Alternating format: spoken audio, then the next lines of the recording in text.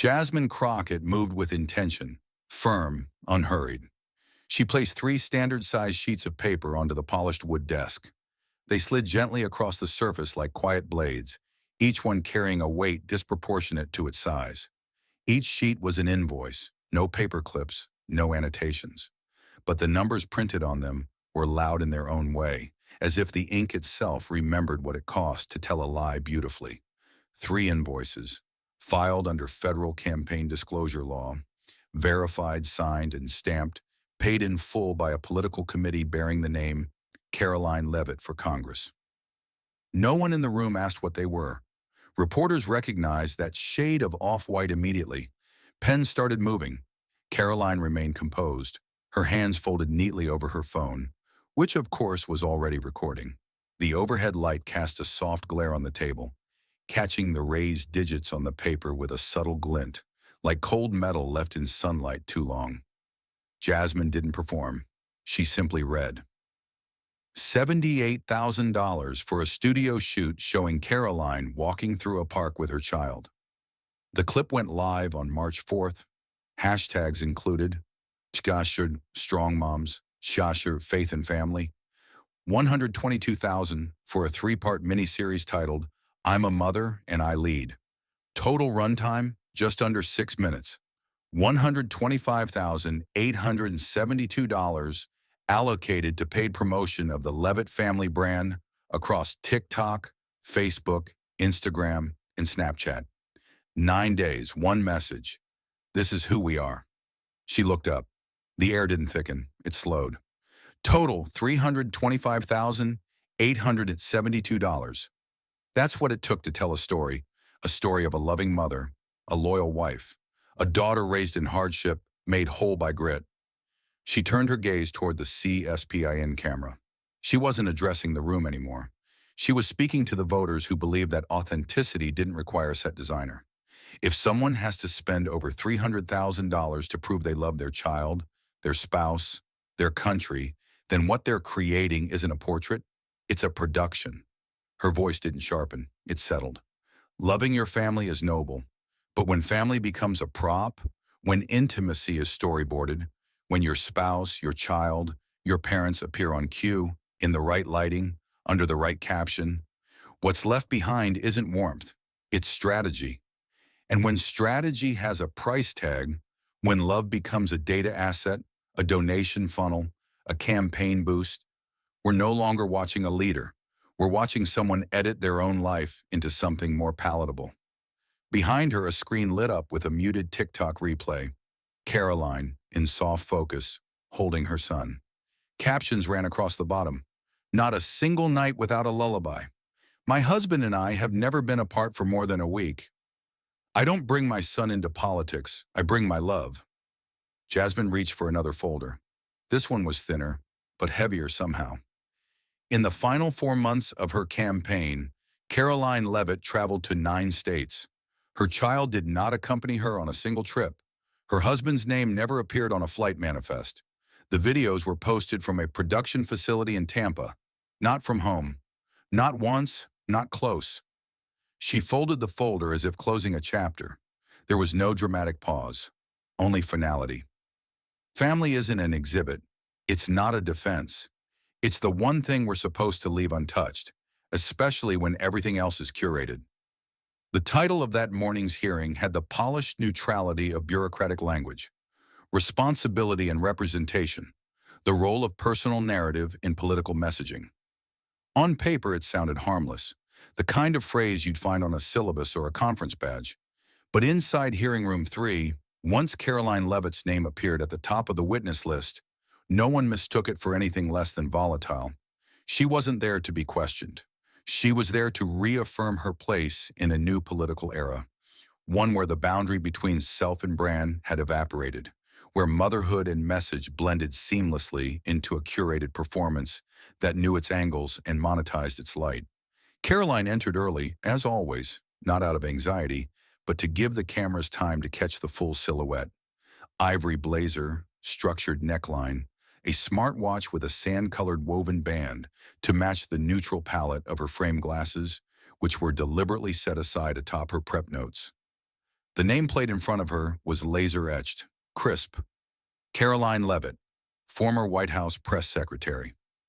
She adjusted her hair just once, with the back of her left hand, brushing it behind her ear with the kind of studied ease that suggested she had practiced it, not for vanity, but for control.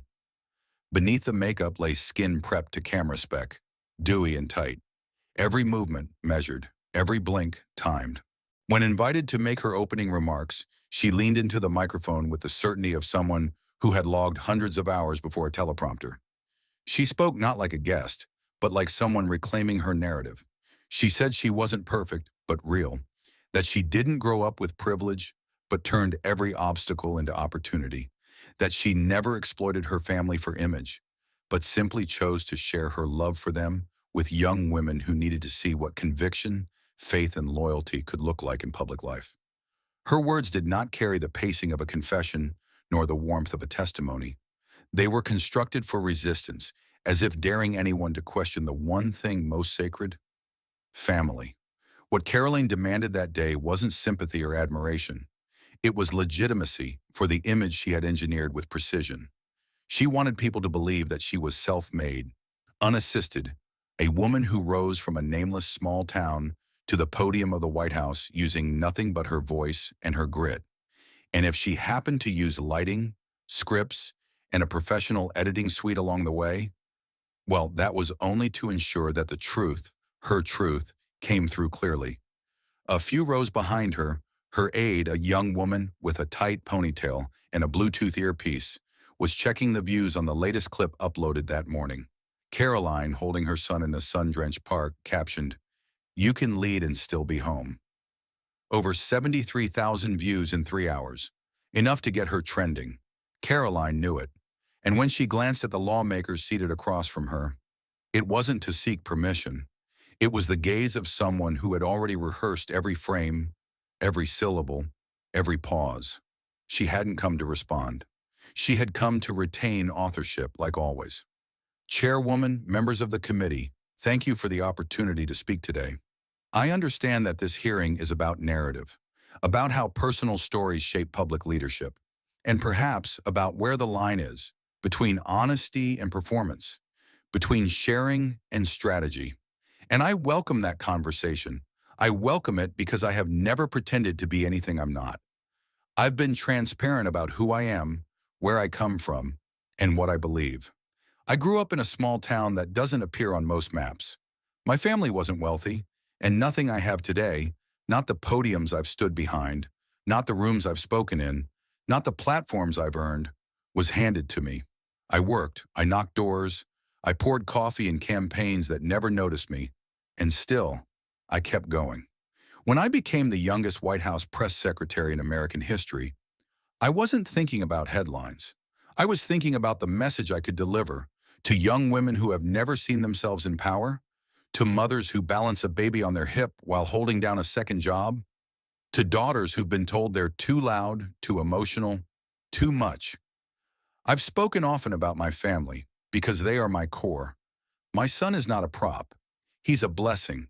My husband is not a political device. He's the man who believed in me when no one else did. And yes, I've shared glimpses of our lives online, not because I want applause, but because I know what visibility means. I know what it feels like to scroll through filtered narratives and wonder if anyone in leadership understands real life anymore. So when people say, Karoline curated an image, I say, absolutely, I did. I curated the truth, because if I don't tell my story, someone else will rewrite it for me. And I refuse to let the most authentic parts of my journey be twisted by those who'd rather see me silent. I'm not here to defend perfection. I'm here to defend reality, mine. Have you said enough, Ms. Leavitt? Jasmine Crockett's voice didn't rise. It didn't need to. There was a weight to it, not of volume, but of inevitability. The kind of tone that makes people stop breathing for just long enough to know something irreversible is about to happen. Before you go on telling stories dressed in lighting presets, edited timelines, and filtered truth, let me offer the committee and the American people a different version of your life. One without music, one without mood, one with facts. She didn't look at Karoline. She looked into the camera, as if addressing every young woman who'd ever believed too quickly. Karoline Leavitt did not grow up in some forgotten town. She grew up along the New Hampshire coastline, a place that's neither poor nor harsh, and certainly not something that needs to be darkened to make her climb seem brighter. Her father was not an overworked electrician doing 14-hour shifts. He's the registered owner of 7 auto garages and a co-founder in a commercial real estate venture dating back to 2015. Her mother, not a town hall clerk. She served on the local council and ran for a state-level seat in 2020. Jasmine opened a slim folder on the table. No stack required, because the truth never needs decoration. And as for education, no. Ms. Leavitt didn't pay her way through school on 3 jobs and cold dinners. She received a full scholarship through a Heritage Foundation affiliate program. Paid internships began her freshman year. No tuition deadlines, no instant noodles, no silent tears over utility bills as she's described in campaign appearances. She paused just enough for the silence to grow legs. Let me be clear, I don't diminish her achievements, but I do question why any of it needed to be rewritten. If your family gave you stability, why erase that? If your parents were present and capable, why repaint them as struggling blue-collar saints? Strength doesn't come from revision. It comes from standing tall in your own origin, without needing to apologize for it. Somewhere behind her a pen clicked. Maybe a staffer, maybe a journalist. Karoline remained still. Her hand was no longer near the phone. Jasmine's voice dropped, not in volume, but in temperature. And then we get to the family you claim as sacred, your husband, your son. You say they're off limits, private, untouched. But who put them in TikToks? Who placed their faces on fundraising banners? Who filmed a scene titled "Family Means Everything" in a $690 per night Airbnb in Vermont? Rented by your campaign team, staged with prop photo frames, soft lighting, and a script. The screen behind Karoline came alive, a silent replay. Karoline holding her child in soft, natural light. Window curtains pulled just right. Captions scrolling beneath. I don't bring my son into politics. I bring my love. In the bottom corner, donate now. Jasmine faced her fully now. No hint of drama, only judgment, sharpened like law. You've grown comfortable with editing, with scripting, with reshaping your narrative so it fits a certain lens. But this is not TikTok. This is the United States Congress. You can't demand to be seen as the face of a generation while turning your own life into a consumable product. And I say this not to shame you, but to warn you. This way of living, where image outranks substance and engagement trumps integrity, is dangerous. Not just to politics, but to an entire generation raised inside curated realities. You're not ready to be a symbol for America's youth, Ms. Leavitt, because symbols aren't crafted in 30-second clips. They're revealed in how people confront truth when the lights are off.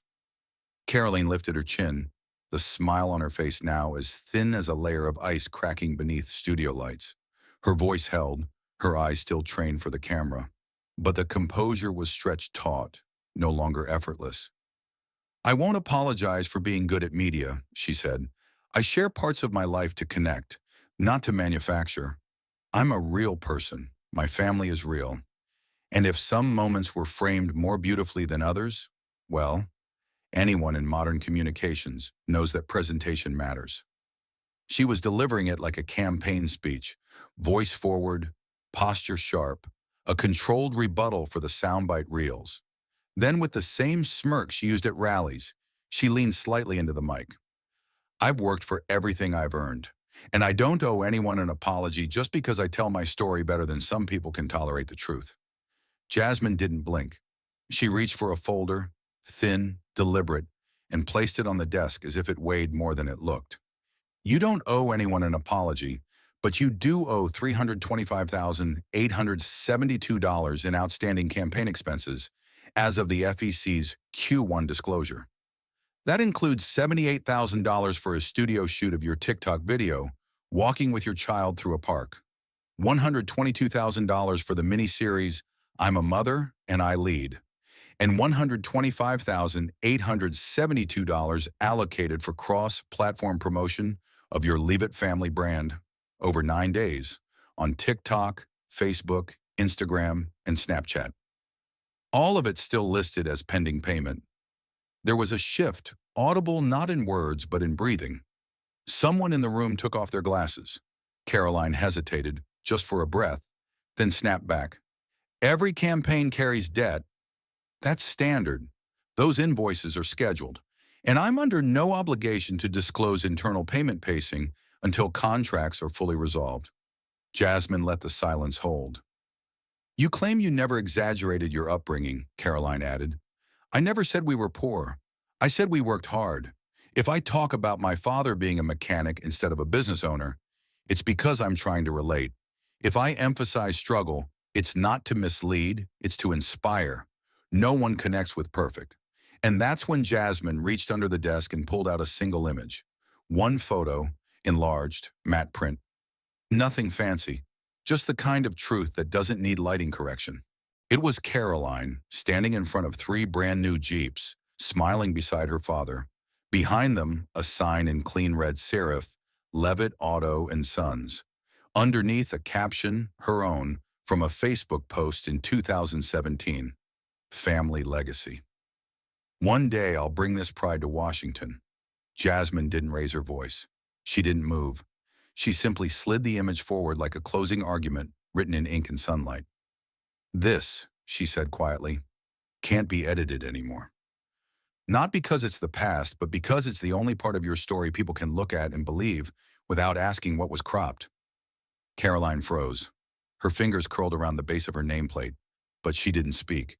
Her jaw tensed, lips parted slightly, searching for a response that wouldn't collapse under the weight of its own artifice. Her aide, seated behind her, stopped tapping notes. Reporters leaned back, pens hovering midair. The light from the overhead camera panels gleamed off the photo in front of her, like truth refusing to dim. And Karoline Leavitt, for the first time that morning, had no words left that could survive the silence.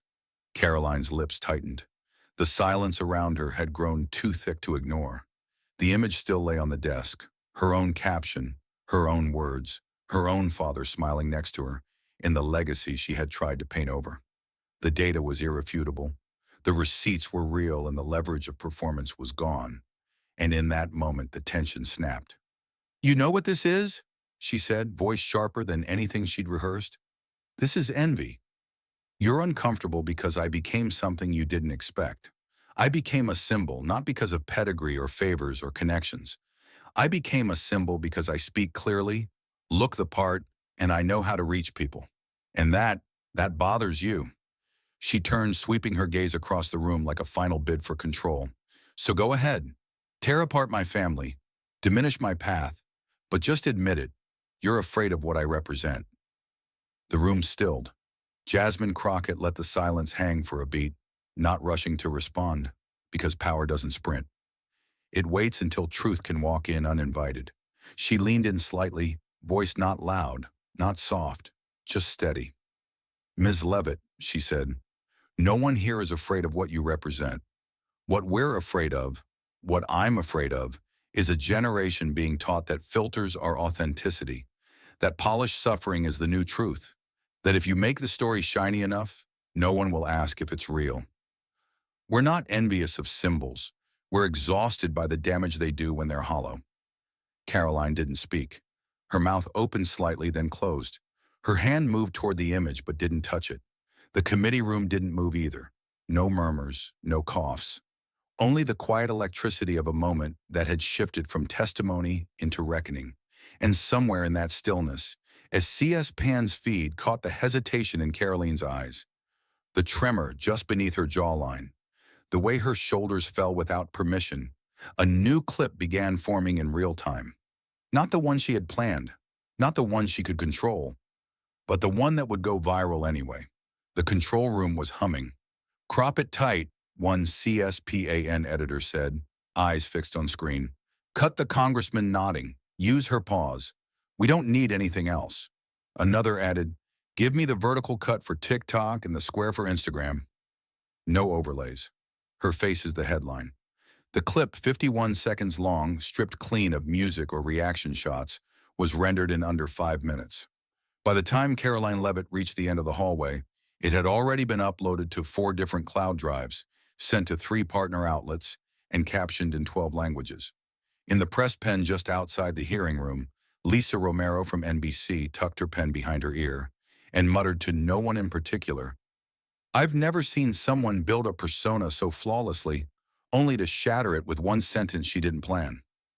John Black from The Atlantic leaned back in his chair, half laughing as he texted his producer. "She didn't even scream. She didn't even raise her voice. Crockett just took the air out of the room like a pressure drop." A young correspondent from Politico pulled off her headset and shook her head. When Jasmine leaned in and said that line about polished suffering, our audio tech literally whispered, "We got it," like he just caught the Super Bowl winning play. By noon, the clip had already become the clip. TikTok exploded first, 4.3 million views in the first 7 hours. The sound was trending not because it was sensational, but because it was devastatingly calm. Instagram Reels reused Jasmine's final line, "We're not envious of symbols. We're exhausted by the damage they do when they're hollow," over slow-motion shots of everything from burnout activists to melting makeup under ring lights. On Twitter, number symbol or shell hit #2 nationwide. No one was defending Karoline, not even her fans. Tim O'Dell, a former media advisor who once invited Karoline onto his podcast, went on MSNBC that evening and said it bluntly. This wasn't cancellation. This wasn't a takedown. This was someone unzipping their own brand, stepping out of it, and realizing there was nothing underneath but studio lighting and slogans. He added with a sigh, "She wasn't destroyed by a scandal. She was undone by the one thing you can't filter: silence." By late afternoon, Washington Post's digital op-ed page featured a new banner headline, "The Fall of a Filtered Icon. When the performance ends, what's left must still be human."